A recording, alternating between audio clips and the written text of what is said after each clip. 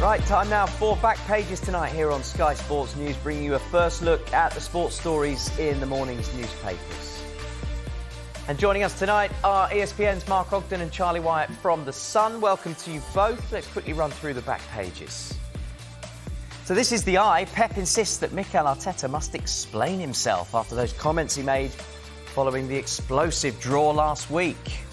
It's a theme that runs across all of the papers. Guardiola furious at Arteta claims after title clash. That's The Guardian, and they also focus on England's Master Blasters crushing Australia. The Express focus on Pep too. We will give you a war. That relates to Pep responding to comments that Gabriel made after the draw last week. Star have been quite creative. They're calling Pep a mank of war. It almost works, that headline. Ant Dex Cop. That's Anthony Gordon closing in on a new contract at Newcastle. And an interesting one on the front of the Telegraph supplement. Graham Potter, haven't heard from him for 17 months since he was sacked by Chelsea. Breaks his silence. So we'll get into that. Where might he return as a manager? And they also focus on the Guardiola spat with Mikel Arteta. And this is the last one in the Times. Pep demands, Arteta answers, and you can see Matty Potts celebrating England's win against Australia, all to play for as they head for the decider on Sunday. OK, so loads to get through. Before we get to our guests, let's hear the Pep Guardiola comments that have sparked many of those back page headlines. Well, next time Mikel has to be more clear. May I ask you then, you're not aware of him saying that at all? No, next time has to be more clear exactly what does it mean. What he said, he was here for years, and we know exactly what happened here. So because it can be related in all the process now with 155 charges, maybe it's about that. He knows the information about that, maybe, or maybe had something like, I don't know, because really next time I have to see more clear well, exactly this is kind what of happened. the point. I think he said it in this way on purpose. I think he left it hanging to sort of cause people to think, oh, what does he mean? And maybe cause you Okay, next time, like a good relation I have with him, hopefully this question has been asked. I can answer exactly what does it mean when I said he was here and I know what's happening here and there's still to be clouds there, to be more precise. And No, because we spoke with text after the game and that's all. Well, it's interesting, isn't it, this? And it's going to be our hot topic for the next few minutes, gents. The Guardian and the questions asked to Pep there were from The Guardian's Jamie Jackson.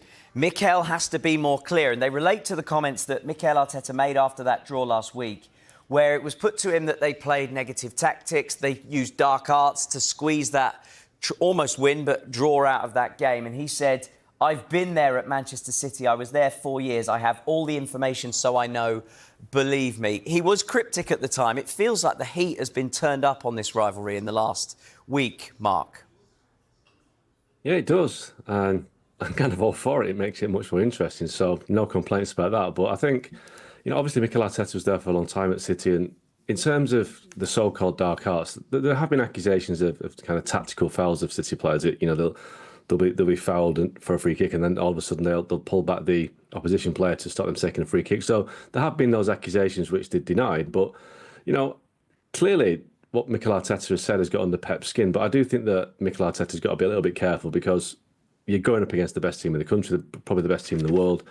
Pep Guardiola's been there and done it. The players have been there and done it, and Arsenal haven't. So if Mikel Arteta's not careful, he might be kind of accused of talking too much and not actually getting enough done.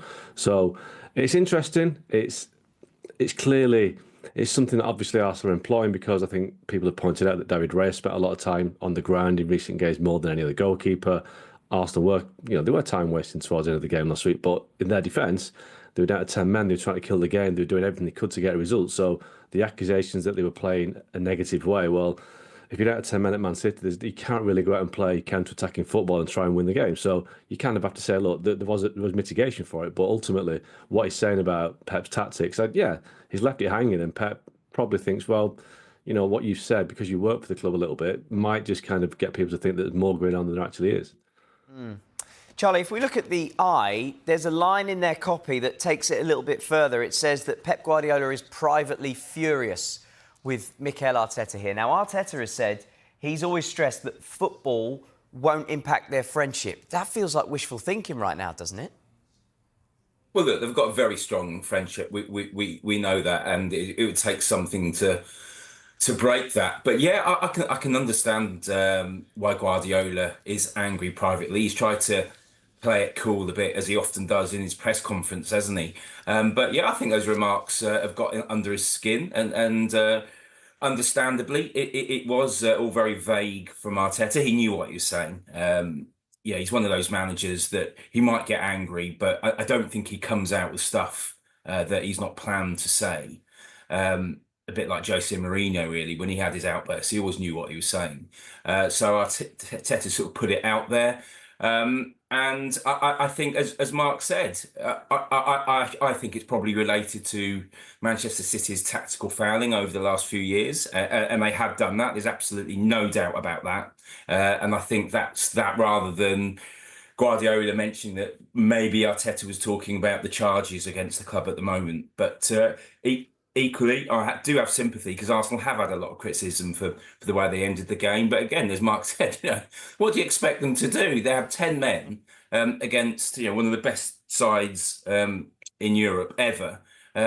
Of course, they were going to do everything they could to grind out victory, even though it was a bit annoying, even though there was play acting going on.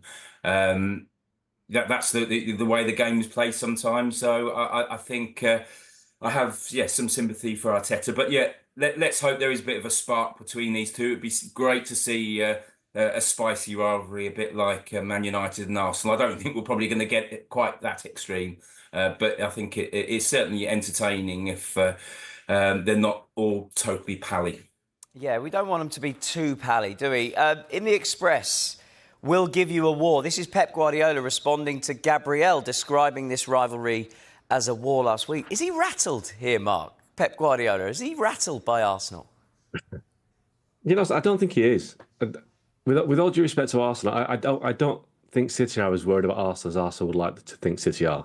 I think if you ask City, they'd be more worried about Liverpool right now. I think Liverpool have got more pedigree, I guess, in recent years in terms of title race. So the sense that I get from City is that they're not particularly worried about Arsenal. They respect Arsenal, but it's not a team that's keeping them awake at night. But I do think they find them.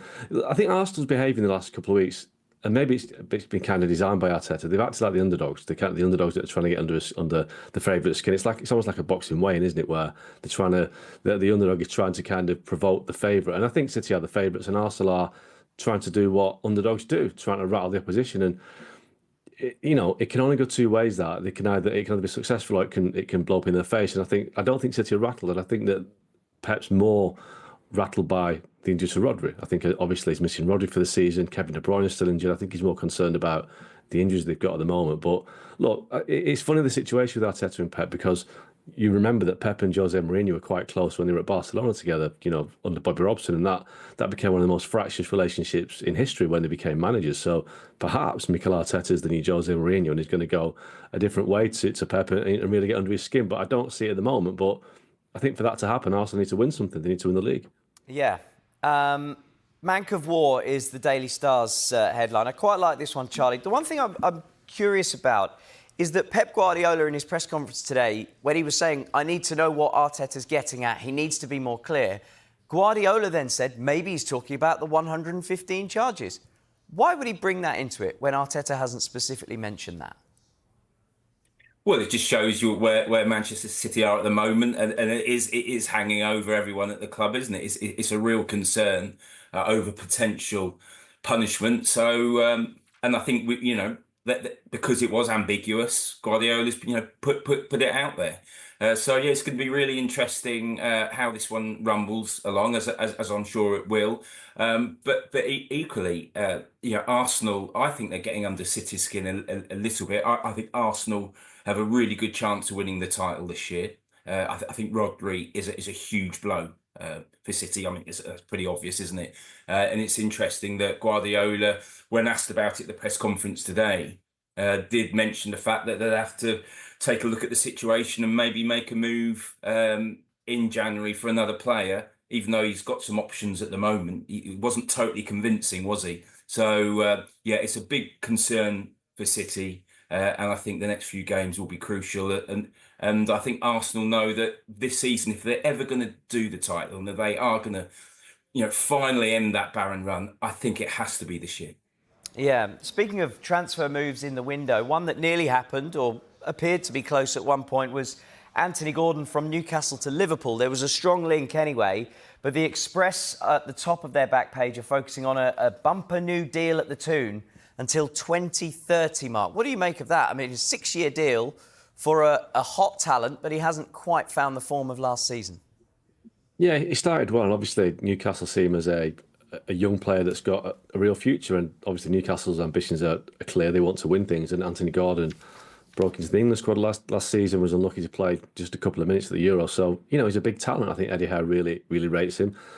The Liverpool situation in the summer was interesting because Liverpool were keen, but Newcastle wanted Jarrell Quansah as part of the deal, and Liverpool weren't prepared to do that. So it didn't quite happen. But there was a live interest there, and obviously Liverpool ended up signing Chiesa towards the end of the window. So Newcastle really want to keep him, and I think a 6-year deal is a real sign of their commitment. I think Anthony Gordon as well will know that he's in a good place at Newcastle. So yes, he needs to get his form back a little bit, but both sides seem to be happy with each other. I think that deal will get done.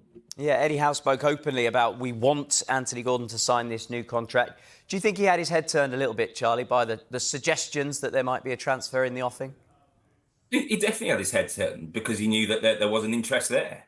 It wasn't just speculation; it was a genuine interest from Liverpool. There his boyhood club. It was his dream, or has been his dream, to play for Liverpool.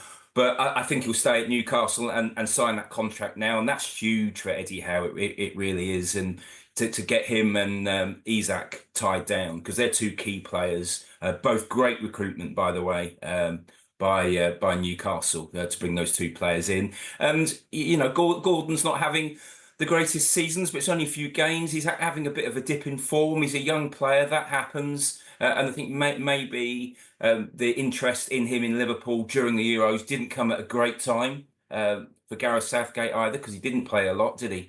But I'm sure within the next few weeks, he'll be back at top form. And let's hope he's an even better player than what we saw for much of last season. There's another story concerning Newcastle on the inside pages of The Telegraph, written by Luke Edwards, and it's concerning Darren Eales, the chief executive, to step down at Newcastle after a cancer diagnosis, a chronic form of blood cancer. Obviously, everybody here at Sky Sports News, I'm sure you'll share with it, wish him well in his recovery. But for Newcastle fans and as a club, how concerning will it be that this could further destabilise them at board level? Yeah, I mean, look, it's obviously Newcastle have said that the number one priority is Eales' health, and the fact that he has to step down. That's what comes first, his health and his family. But I suppose if you look at the football side of it, then yes, there's been a lot of upheaval at Newcastle in the last 6 months. Dan Ashworth left, Amanda Staveley's left, and there's a lot of uncertainty over Eddie Howe at the moment. It seems to have subsided, but with Paul Mitchell coming in as a sporting director of football, then obviously Darren Eales stepping down would be another element of upheaval. But you can't really, account for somebody being ill. I think this is one of those situations that you just have to, let him get away and get himself well, and then Newcastle have to find a replacement. But yeah, it's been a turbulent few months at Newcastle. But like I say, some things you can't really prepare for. You're watching Back Pages tonight, and welcome back to ESPN's Mark Ogden and Charlie Wyett from The Sun. Before the break, we said we'd pick up with the inside pages of the Telegraph Sports Supplement. Jamie Carragher has written a piece, Flat Track Bullies Spurs, too easy to play against. They look really good in the Europa League this week. They beat Qarabag with only 10 men, 3-0, but they did fold in the Premier League against Newcastle and against Arsenal. Does he have a point here, Jamie Carragher? Under Ange Postecoglou, they're easy on the eye, but ultimately they don't get the job done against the biggest teams, Charlie. Yeah, I mean, it does, and I think all Spurs fans would agree, to be honest. I think some of them are losing faith in the manager because they haven't seen improvement. They've spent a fair amount in the transfer market as well, and it's something Tottenham have got to improve on. And I think Sunday's game is a key game, and it is going to be a fascinating one because potentially it's a good time to play Manchester United. United will probably be thinking the other way round as well, and this is a decent chance to get 3 points, which they need.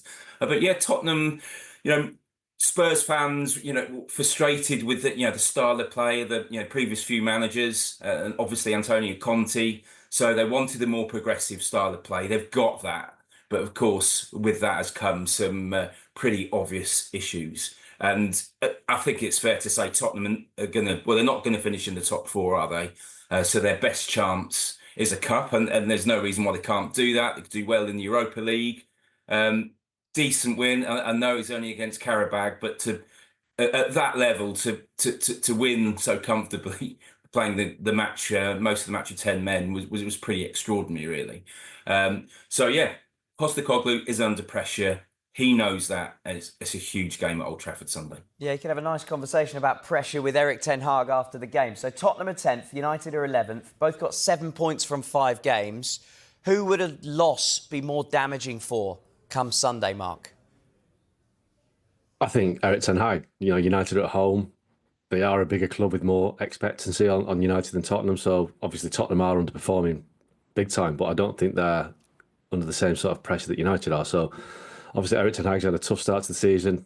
2 successive draws now, pretty unconvincing draws. So if they lose at home to Tottenham at the weekend, then I wouldn't say it's curtains for ten Hag, but you're getting to that point now where the last game before the international break next week is Aston Villa away. That's a really tough game. So he needs to get a win. And I think United needs to get a performance. He needs to score some goals. So the pressure is clearly on ten Hag to deliver. And I think, again, like Charlie was saying, some of the Tottenham fans are beginning to lose patience with Postecoglou. I was at the game against Twente on Wednesday, FC Twente, and you got the impression from the crowd that there is a little bit of faith beginning to run out of ten Hag. I think a lot of fans want him to succeed. I don't think they don't find him unpopular, but they're looking at the games thinking, as much as they want it to work, it's not working. His tactics aren't working, his substitutions aren't working, some of his signings don't seem to be working, some of his comments in press conferences are quite hard to understand at times in terms of what is he trying to say, and what he does say is kind of critical of his players, his team. So nothing seems to be working right now. So if they lose again at the weekend, the pressure is definitely on ten Hag. Which brings us very neatly to the front page of the Daily Telegraph Sports Supplement, which is Graham Potter back after a 17-month absence since he lost his job at Chelsea, saying Chelsea was the perfect storm, but I'm ready to return. Is he timing his return thinking that someone's going to get sacked in the next few weeks, Charlie?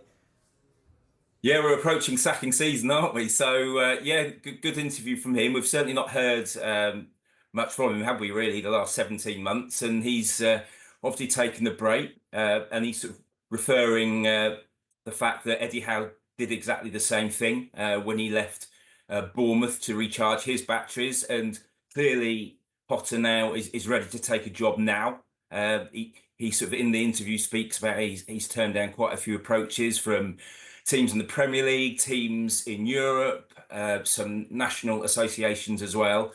So I still think, despite what happened at Chelsea, which he speaks about as well, and he described it as a perfect storm in terms of the events which led to his dismissal, I think he'll have a fair few clubs to pick from. Obviously, he's been a candidate for England as well, and he is on that list. But I still think at the moment that job is Lee Carsley's to lose. But yeah, I think we'll see Graham Potter, well, probably in the next few weeks, rather than the new year. And I think he's a good manager. I think it didn't work out at Chelsea. It wasn't all his fault, was it? Some of the ludicrous things happening behind the scenes and the amount of players that were bought. And again, in the interview today, he speaks about players having to sit on the floor in team meetings because there weren't enough seats to go round. But he's got a point to prove, and I'm sure he'll do that. Yeah, point to prove for Graham Potter. He makes the point, as Charlie said, Mark. Eddie Howe got relegated with Bournemouth. Unai Emery was bombed out of Arsenal. And you look at how those two are doing now, that can be almost the method that he would go back into management. What level does Graham Potter resurface, do you think?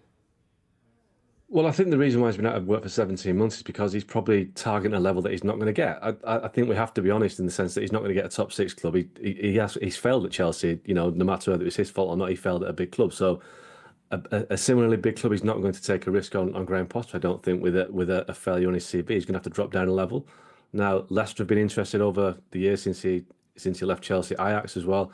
They would have been good clubs, I think, to kind of rehabilitate his reputation and build himself back up again. But he didn't take those jobs. I think we have to be honest. If the Everton job became available, I think that is more Graham Potter's level right now than a Manchester United or a Tottenham.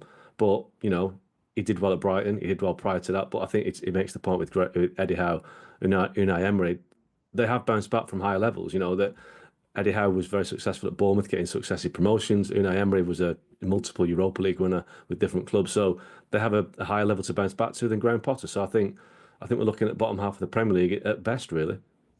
Let's go from Graham Potter to Matty Potts. Took 4 wickets for England as they absolutely trounced Australia to level the series. Bowled them out for just 126. And Jofra Archer is back bowling at high pace, Charlie. It's a really exciting England team, this, and actually a really exciting culmination to this series. Yeah, and Liam Livingstone, 62 not out of 27 balls, and 28 in the final over, extraordinary.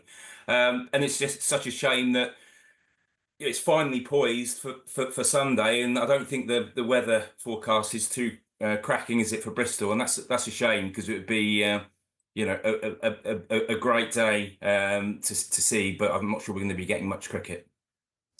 And Charlie, I know you were pointing out to us earlier the Wimbledon story. They've been granted permission to expand over on land that locals don't want them to build on.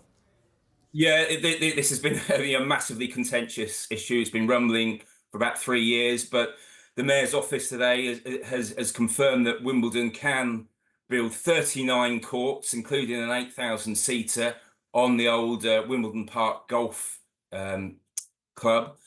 That's going to help them have all the qualifying. It means they don't have to use Roehampton anymore, because I think Wimbledon's fallen behind the other Grand Slams with facilities. So this is a really, really important day for Wimbledon and the All England Club. Although certainly I understand seems so. Thank you, Charlie. Thank you, Mark. We will leave it there. If you've missed any of the show, there is another chance to see Back Pages tonight at hour. And the show is also available as a podcast. Just download Back Pages on Apple, Spotify, or wherever you get your podcasts.